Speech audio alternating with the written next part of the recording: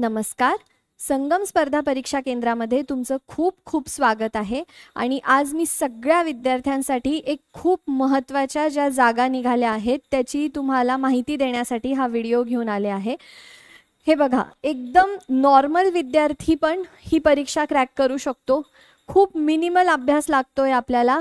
खूप असा जरी UPSCच्या एक्झाम आहेत ह्या, तरी पण तुमचा जो अभ्यासक्रम असणार आहे तो खूप लो लेवलचा, एक नॉर्मल व्यक्ती पण ही परीक्षा पास करू शकतो. आणि ह्या जागा मॅक्झिमम लोकांना माहिती नसतात, म्हणून मी तुम्हाला तुमची जी अपॉर्च्युनिटी आहे ती मिस नाही व्हावी म्हणून मी हा व्हिडिओ घेऊन आले आहे. आपल्या जागा आहेत इंटेलिजन्स ब्युरोच्या, मिनिस्ट्री ऑफ होम अफेअर्समध्ये तुम्हाला इंटेलिजन्स ब्युरो IBच्या ह्या जागा आहे. सेंट्रल गव्हर्नमेंटच्या आहे. सगळ्यात महत्त्वाची गोष्ट, सेंट्रल गव्हर्नमेंटच्या आहे. UPSC घेणार आहे ती परीक्षा. आणि तरी पण परीक्षा तुम्ही मिनिमलिस्टिक अभ्यास केला तरी पास होऊ शकता. काय काय बघायचं आहे आपल्याला याच्यामध्ये? सगळ्यात पहिले तर हे नोटिफिकेशन तुम्हाला कुठे दिसेल? ह्या वेबसाईटवरती दिसेल. ओके, त्यानंतर एक मिनटं, किती जागा आहेत? पुन्हा सेकंड मोस्ट इम्पॉर्टंट थिंग, 3700 म्हणजे जवळपास 400 जागा आहेत. त्यामध्ये ओपनच्या 1500 जागा आहेत, EWSच्या 442 आहेत, OBC 1000च्या आसपास 950 जागा आहेत, SC 566 आणि ST 226. म्हणजे इन ऑल एवढ्या मोठ्या जागा निघाल्या आहेत. सेंट्रल गव्हर्नमेंटची एक्झाम आहे. पे स्केल तुम्ही बघू शकता, 44,900 म्हणजे जवळपास 45,000 पासून 1,42,000 पर्यंत तुमचा पगार वाढणार आहे. आणि पे लेवल 7th आहे. तर खूप तुम्ही ही जी अपॉर्च्युनिटी आहे, बऱ्याच विद्यार्थ्यांना हे फॉर्म आलेले आहेत, कुठे भरायचं आहे, ॲक्च्युली त्याची जी अभ्यासाची प्रक्रिया आहे ती काय आहे हे सगळ्यांना माहिती नाही आहे. म्हणून मॅक्झिमम मुलांनी हा फॉर्म भरावा म्हणून मी हा व्हिडिओ घेऊन आले आहे. क्वालिफिकेशन, ज्यांनी कोणी ग्रॅज्युएशन केलेलं आहे, ओके, ज्यांनी कोणी ग्रॅज्युएशन केलेलं आहे ते सगळे विद्यार्थी हा फॉर्म भरू शकतात. वयोमर्यादा 18 ते 27 वर्षापर्यंत आहे. आणि एज रिलॅक्सेशन पण आहे, ते तुम्ही खाली बघू शकता. ठीक आहे. त्यानंतर सिलेबस बघितल्यावरती जे कोणी UPSC MPSC करतात आणि तुम्ही सरळ सेवा जरी करत असाल तर I will guide you in that process की तुम्ही ही परीक्षा क्रॅक करू शकाल. सिलेबस एकदा आपण बघून घेऊ पटकन. सगळ्यात पहिले Tier 1, Tier 2 आणि Tier 3, 3 टियरमध्ये आपली एक्झाम होणार आहे, हे लक्षात घ्या. Tier 1 मध्ये 100 MCQs येतील तुम्हाला, जे की ऑब्जेक्टिव्ह टाइप्स असतील, तुम्हाला गोळे करायचे आहेत. आणि त्याच्यामध्ये 100 MCQs इन 1 hour तुम्हाला सॉल्व करायचे. म्हणजे इथेच तुम्ही समजून घ्या की ही 1 लाइनर एक्झाम असणार आहे. तुम्हाला UPSC मध्ये जसं आपण बघतो 2 स्टेटमेंट्स किंवा काही क्लमझी क्वेश्चन्स असतात ते इथे बघायला मिळणार नाही. हे 1 लाइनर एक्झाम असेल. आणि काय काय टॉपिक्स आहे हे बघा. करंट अफेअर्स आहे, that we will cover in detail. General studies आहे, जनरल स्टडीज एकत्र दिलेला आहे, म्हणजे याच्यामध्ये पॉलिटी, हिस्ट्री, भूगोल, त्यानंतर एन्व्हायरमेंट, ह्या सगळ्या गोष्टी इथे कवर्ड असतील. आणि सिलेबस एवढाच दिलेला आहे यांनी, तरी डिटेलमध्ये सिलेबस काय ते मी पुढे तुम्हाला सांगेल. म्हणजे उद्या वगैरे मी एखादा तुमच्यासाठी एक तसा व्हिडिओ क्रिएट करेल, तिथे तुम्ही बघू शकाल. न्यूमेरिकल ॲप्टिट्यूड आहे, म्हणजे गणित आहे, रिझनिंग आहे आणि इंग्लिश आहे. फाईन. नेगेटिव्ह मार्किंग आहे, 1/4 आहे नेगेटिव्ह मार्किंग. म्हणजे जर तुमचे 4 क्वेश्चन चुकले तर 1 बरोबर क्वेश्चन तुमचा मायनस होणार आहे. त्यानंतर जेव्हा तुम्ही ही एक्झाम, हे टियर पास कराल तेव्हा तुम्ही Tier 2 मध्ये जाल. ठीक आहे.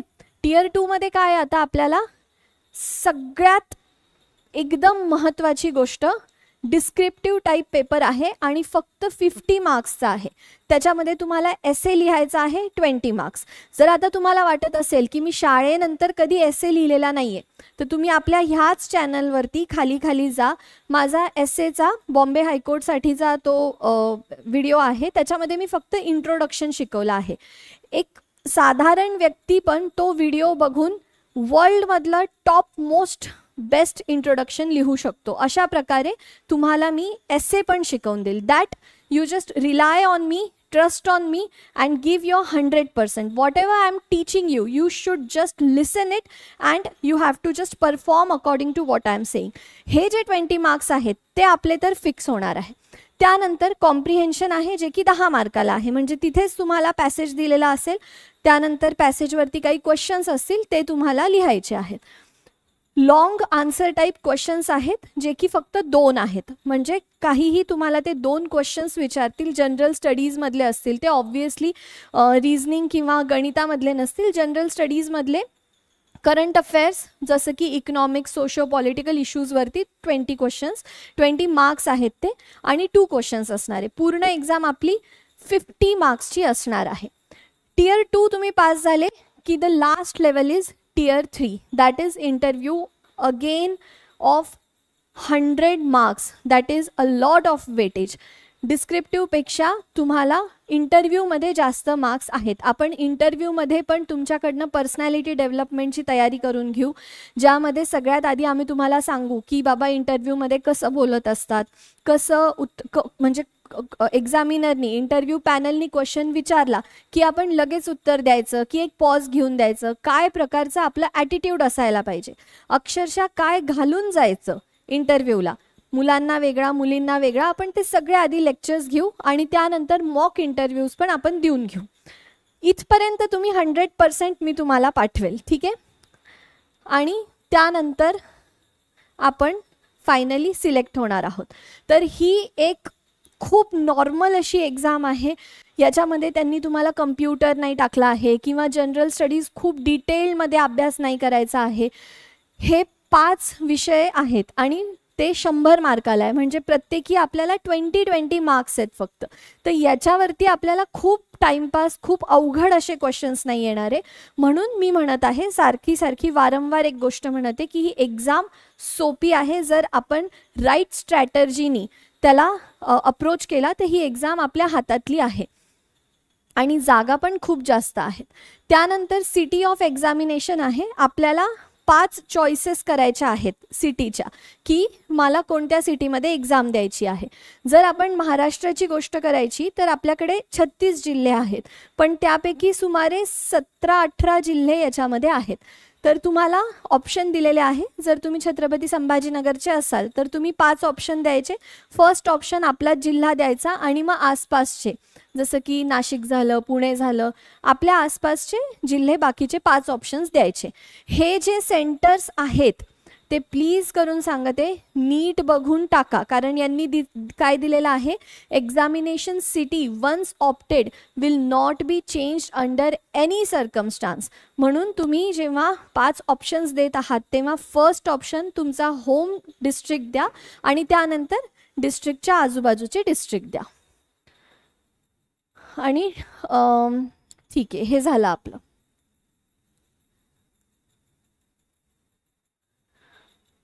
आता ही एक अजून महत्त्वाची गोष्ट, आपली जी प्रोसेस आहे एक्झामिनेशन फॉर्म फिल करायची ती 19 जुलैपासून सुरू झालेली आहे. आणि यांनी इथे काय दिलं आहे की first come first serve basis असणारे, जो आधी फॉर्म भरेल त्याला त्याच्या फर्स्ट चॉईसची सिटी मिळेल. जर का मॅक्झिमम विद्यार्थ्यांनी ती सिटी चूज केली असेल तर तुम्हाला तुमचं सेकंड ऑप्शनमध्ये प्रेफर करण्यात येईल, तिथे तुम्हाला शिफ्ट करू आपण. म्हणून जर तुम्हाला वाटत असेल आपला परीक्षेचा जो वेळ आहे तो प्रवासामध्ये वाया नाही जाव, आपल्या घरच्याच जिल्ह्यामध्ये आपण एक्झाम द्यावी, म्हणजे आपण आदल्या दिवशीपर्यंत परीक्षेची तयारी करू शकतो. तसं वाटत असेल तर लगेच फॉर्म भरायला सुरुवात करा. त्यानंतर नेगेटिव्ह मार्किंग मी ऑलरेडी सांगितली 1/4 आहे. Once you mark 4 answers incorrect then 1 of your correct answer will be negated. आता अजून महत्त्वाची गोष्ट, सगळ्यात पहिली होती सिलेबस आपला. जर आपण नीट अभ्यास केला तर आपल्या हातामधला सिलेबस आहे. दुसरी गोष्ट, जागा खूप साऱ्या आहेत. आणि तिसरी महत्त्वाची गोष्ट, फर्स्ट इयरमधनं ते सेकंड टियरसाठी इंटेलिजन्स ब्युरोमध्ये ते 10 टाइम्स विद्यार्थी घेणार आहेत. म्हणजे फर्स्ट इयरमधनं सेकंड टियरमध्ये जे परीक्षा देणार आहे डिस्क्रिप्टिव्ह टाईप, तर ते 4000-3700 ज्या जागा आहेत त्याच्या 10 टाइम्स घेणार आहेत. ठीक आहे, म्हणजे सुमारे 30,000 वगैरे विद्यार्थी घेतील ते. आणि टियर 2 मधनं जेव्हा आपण टियर 3 मध्ये जाऊ इंटरव्ह्यूसाठी फायनली, तेव्हा 5 टाइम्स घेणार आहेत. नॉर्मली ह्या इतक्या टाइम्स नसतात जागा, टियर 2 मध्येच 5 टाइम्समध्ये घेतात, पण ह्यांनी टियर 2 मध्ये 10 टाइम्स विद्यार्थी घेणारे. म्हणून मी सांगते थर्ड मोस्ट इम्पॉर्टंट थिंग की आपल्यासाठी डिस्क्रिप्टिव्ह पेपरमध्ये जाण्यासाठी ही एक गोल्डन अपॉर्च्युनिटी आहे. मग moving forward, opening date for online registration starts on 19 July. ठीक आहे, तर आत्ताच तुम्ही फॉर्म भरायला सुरुवात करा. क्लोजिंग डेट काय आहे? 10 ऑगस्ट. म्हणजे सुमारे आपल्याला एक 20 दिवस मिळत आहेत. लास्ट डेपर्यंत वेट करू नका फॉर्म भरायचा. तुम्ही कोणत्याही परीक्षेची तयारी करत असू द्या, ह्या परीक्षेला तुम्ही कानाडोळा करू नका. ही एक नॉर्मल दुसऱ्या परीक्षांसारखी परीक्षा नाही आहे, म्हणून ही आत्ताच भरा. तुम्ही फॉर्म्स जे आहेत ते भरा. कुठे जाऊन भरायचं आहे? एक तर त्यांच्या वेबसाईटवरती, ही वेबसाईट नमूद केलेली आहे, किंवा हे त्यांचं पोर्टल आहे, तिथे जाऊन तुम्ही भरू शकता. काय काय लागत आहे ते सगळं इथे दिलेलं आहे त्यांनी. पासपोर्ट साईज फोटो, तो 12 आठवड्यांच्या जुना नाही पाहिजे, 12 आठवड्यांमधला पाहिजे. किती केबीचा पाहिजे? फॉर्मची जी वेबसाईट आहे, पोर्टल आहे, ते ओपन करायच्या आधी इथूनच बघून घ्या तुम्ही की काय काय आपल्याला लागत आहे. 10वी 12वी ग्रॅज्युएशनचे आपल्याला मार्कशीट्स लागत आहे, मार्क्स लागत आहेत, हे सगळं तुम्ही वाचून घ्या आणि फायनली फॉर्म भरा. 19 तारखेपासून 10 ऑगस्टपर्यंत हे फॉर्म आपल्याला ॲप्लिकेबल आहेत. हां, फीस काय आहे? 100 रुपीज आहे फीस. एक्झामिनेशन फी 100 रुपीज आहे आणि त्याच्यानंतर रिक्रूटमेंट प्रोसेसिंगची 550 आहे. आपल्याला कॅटेगरी वाईज त्यांनी फीस काय पे करायची आहे ती दिलेली आहे, ती पण एकदा तुमच्या कॅटेगरी वाईज फीज बघाल. ठीक आहे, तर आपण डिटेलमध्ये हे जे नोटिफिकेशन आहे ते बघितलेलं आहे. सगळ्यात पहिल्यांदा टियर 1 होणारे आपली. टियर 1मध्ये 5 विषय आहेत. 5ही विषयांना 20 मार्क्स आहे. 100 मार्क्सची एक्झाम आहे, 1 तासात होणार आहे. त्यानंतर आपल्याला टियर 2 मध्ये जाऊ देतील ते, आणि ते डिस्क्रिप्टिव्ह असणार आहे. एक एसे लिहायचं आहे, कॉम्प्रिहेन्शन लिहायचं आहे, म्हणजे आन्सर्स द्यायचे, आणि 2 आपल्याला डिस्क्रिप्टिव्ह आन्सर्स लिहायचे. फायनली इंटरव्ह्यू आहे. परीक्षेची जी प्रोसेस आहे खूप सुरळीत आहे, खूप इझी आहे, क्लमझी नाही आहे. जर तुम्ही याच्या आधी UPSCचा MPSCचा किंवा करत पण असाल तर तुमच्यासाठी ही खूप गोल्डन अपॉर्च्युनिटी आहे. म्हणून तुम्ही लगेच फॉर्म फिल करा. जर फॉर्म फिल करण्यामध्ये काहीही प्रॉब्लेम येत असेल तर तुम्ही कधीही मला कॉल करा, I will help you in that. आणि जर तुम्हाला काही गायडन्स पाहिजे असेल, कोणत्याही प्रकारची मदत हवी असेल, तर just you are 1 call away from me. ठीक आहे, तर संकोच करू नका, कॉल करा, पण हा फॉर्म भरा. Okay, thank you so much.